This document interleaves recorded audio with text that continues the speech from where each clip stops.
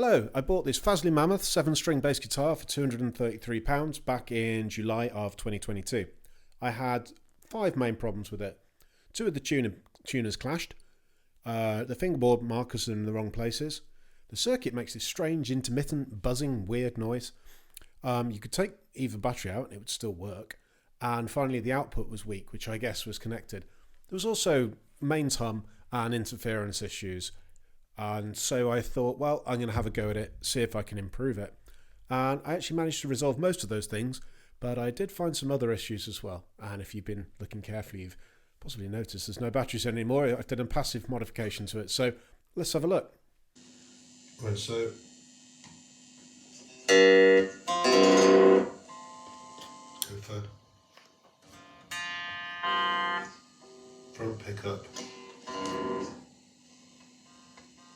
Definitely some grounding issue.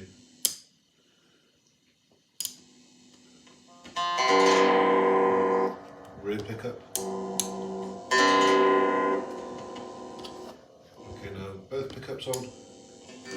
Don't know why you need the switch on the pot. I might just remove that switch. It doesn't really seem to serve any purpose. Checking for interference with the dimmer switch. Yuck. Buzzy. So what I'm going to do is I've pulled the pots off, so there's the volume, there's the pickup select. I don't need none of this. I'm just going to take all those out and go for passive and see if that buzzes any less. I mean, these pickups are probably going to be, trashed here because this bass was 240 quid for 7-string. If we flip over, I'm sorry about the shaky cam, I'm not set up. So here's the electronics cavity, let's pop it open. So I'm only going to retain volume and pickup select. So I've labelled these V, B, so forth, so I know what's what. This little active preamp, I mean, I still don't get it with the active instruments. I mean, I used to play active basses exclusively, but why not just have an off-board preamp? I don't know. I just don't get it. I don't get it, I'm sorry. So yeah, I see no purpose in that switch because you've already got a pickup selector, but yeah, if I pull all this out, just keep the pickups, I think. So where do the pickups come in? Here, pickups come in from here, so we've got 2 reds, 2 blacks. Simple enough, right? So the mystery of the dual battery compartments. I've never seen a bass that wants 18 volts before, but there we go. So we've got 2 9 volts, and it must be coming through here. You've got the 2 pickups that I've taped down here. I think they're the fat ones because they go into the pickup selector. And then you've got these 2 red wires that seem to merge here, therefore supplying 18 volts here to the preamp. So yeah, that's all going to go.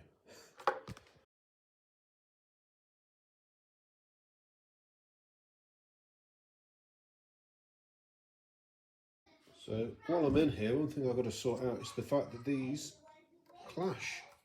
Look. So the only thing I can think of to do is drill a new hole down here, move that one down there, and move that one into that hole. On closer examination, I reckon if I re-angle this just 10 degrees the other way, solve the problem.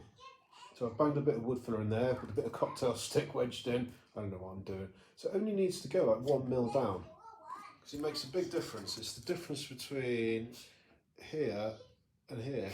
That's all it needs to be, and then they won't clash. Just put in some of the old Big Ben's nut sauce in the grooves here as I start to tune back up.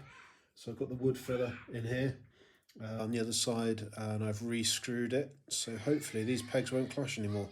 Let's give it a go. No more clashing. So I can tune up now. Tidy. So I've pulled off one of these string saddles, right? And the bottom's all scraped up, presumably that is for conductivity with this, which is the bridge ground wire. If I test continuity between the ground wire and the strings, I'm getting continuity, but not from here onwards. And it seems like, because if I take the continuity on where it's been scratched, it works, but the continuity to the paint, it doesn't. So presumably it's just working just because there's tiny little scratches that allow continuity, or I can see a tiny little scratch there. There we go, it's presumably what allows continuity. So this one here, the BEAD string, GCF, 7-string bass, blimey, get around to this one. It's not going to have continuity because the 3 thicker strings sit in the back, they don't go through body, they're double screwed into the body. So I don't know what to do, whether just to scrape the paint off, but the only real point of contact is going to be here, and I risk shearing strings really. So yeah, it doesn't feel like it's going to be a very good continuity either. I'd rather replace these, or just strip the paint off the whole thing, right? I mean, it should all be grounded, right? Usually a bridge is grounded. Here's the bridge off the E string.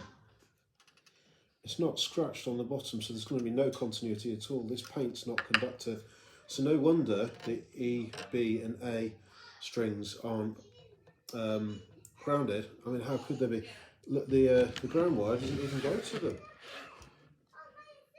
So, I mean, what to say to that? So I've been sanding the bottoms of these bridges. What I'm also doing is making some scrapes in here. I mean, I hope I don't create too many burrs or anything. I'm going to clean it up, but getting a little file in there and starting to create some scrapes so that there's some kind of conductive surface for the string ball end or something to catch on. And I'm going to run the bridge wire under all 7 bridges.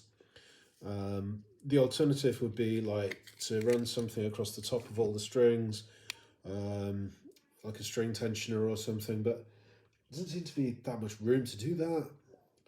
Or I could wire the tuning pegs together, but the tuning pegs are covered in this non-conductive paint as well, so I'll just put the B string in to test it. If I go for the ground wire here, now I've continuity with the B string, so the B string's now grounded. This might work. My days, this nut is a flipping mess. Look at the grooves. Just random. It's even like, yeah.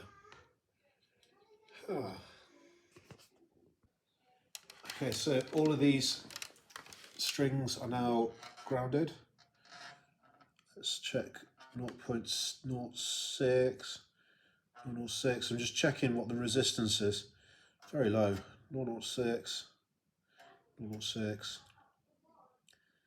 0.06, 0.06. So let's put it on continuity.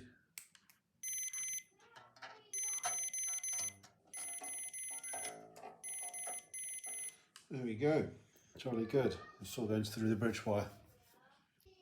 I've pulled these pickups out and got a single cable coming through, but there's 2 cables in there. There's you know, both sides of the pickup, ground and positive, whatever it is. But there's no screws on these strings. There's no foam underneath, so no wonder it was looking a little sunken.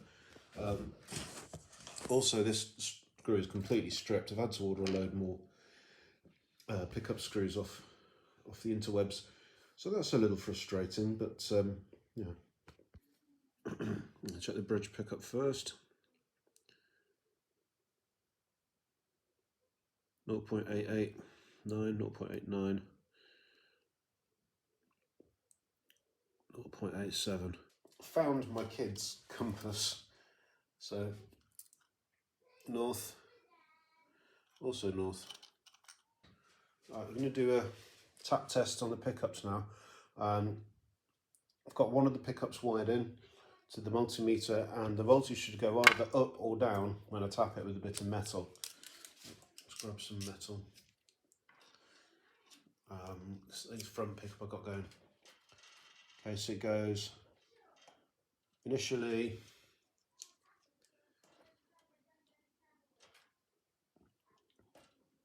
up then down. Right, let's check the bridge pickup. So the same ground.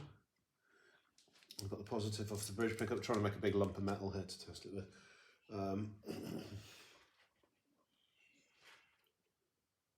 Same phase.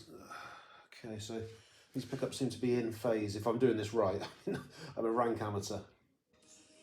Here are the pickup screws, as were these black screws. I've replaced them with these more standard pickup screws. Hopefully it'll screw in, but I put a spring under it. Oh, get super glue everywhere. All I had was just these screws just going in. There was no spring, no sponge, nothing. And one of the screws that came out went pinged off somewhere, and the other one is completely stripped, so I'll never get it back in. Couldn't get these 35mm screws, so give this a shot. So I've got some new pots, but unfortunately, slightly too big, so I'm going to have to drill these three out very slightly. Here's the final wiring, dirt simple. This is kind of a standard kind of Fender Jazz style wiring. I'll take a static photo of it so you don't have to put it on my shaky cam.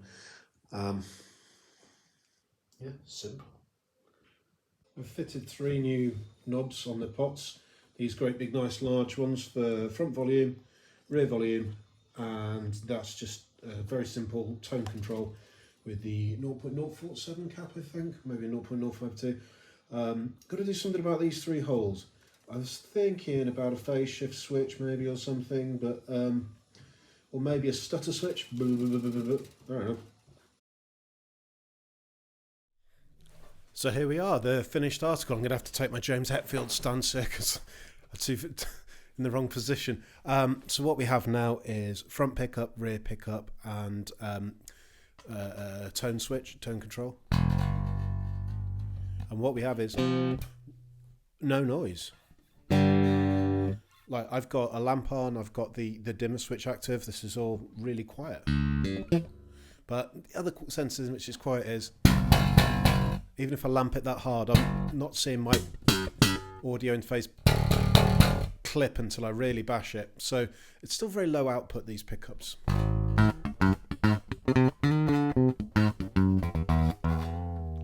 Let's darken the tone.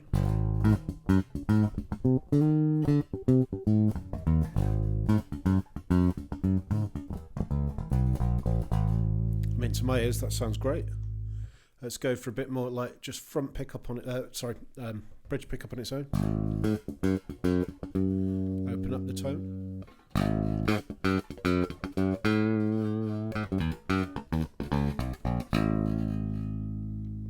Darken it off a bit. Let's go for the neck pickup.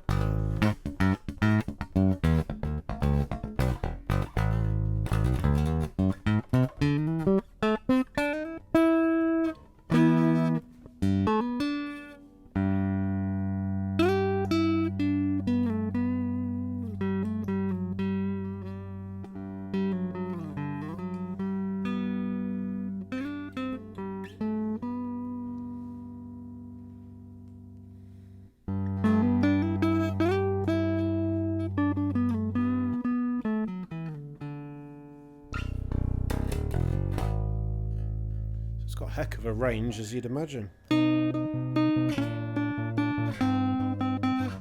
a bit out of tune because I've knocked it on the desk when I've been ferreting around, sorry.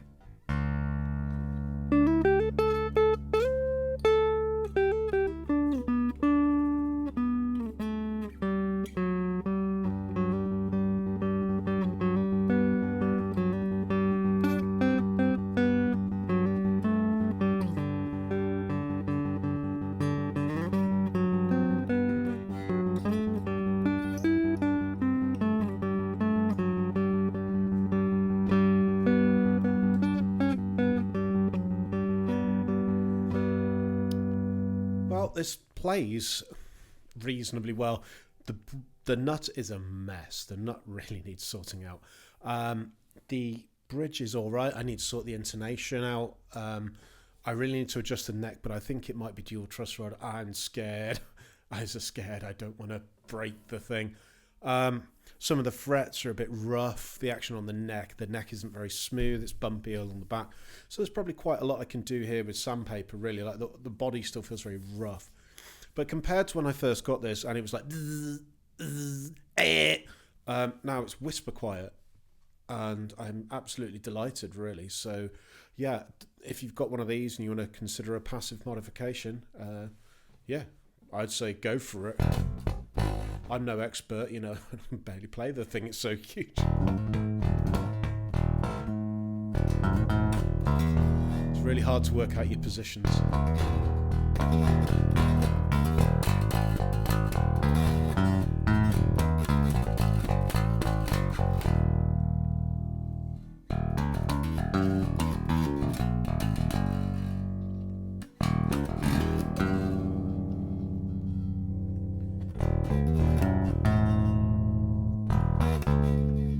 Both full on.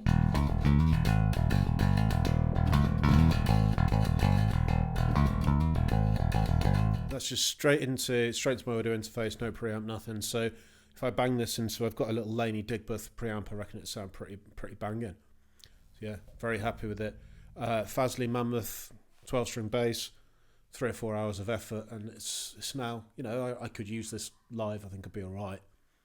Wouldn't be my go-to because it's huge. It's still a neck diver, having to fight to keep it up and to get that arm down there. You stay there. But yeah, it's hard to play, and I'm well rusty.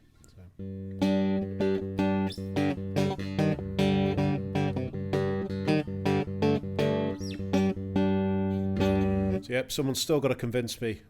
What is the case for an active pickup? I don't get it. Just outboard preamp. Controversial. So yeah, I'm so pleased. I solved the buzzing problem. I'm not a guitar tech, and if you're a guitar tech, no doubt you were cringing watching this video, some of the things I was saying and doing. But I'm really happy with it. I'm really happy that it's now not buzzing. I wouldn't feel self-conscious playing it with other musicians. Well, obviously I feel self-conscious. I'll be that guy who's turning up with a 7-string bass that he can barely play.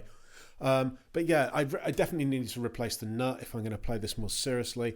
I'd like to treat the fingerboard. I'd like to sort out the intonation, and particularly, you know, neck and all that.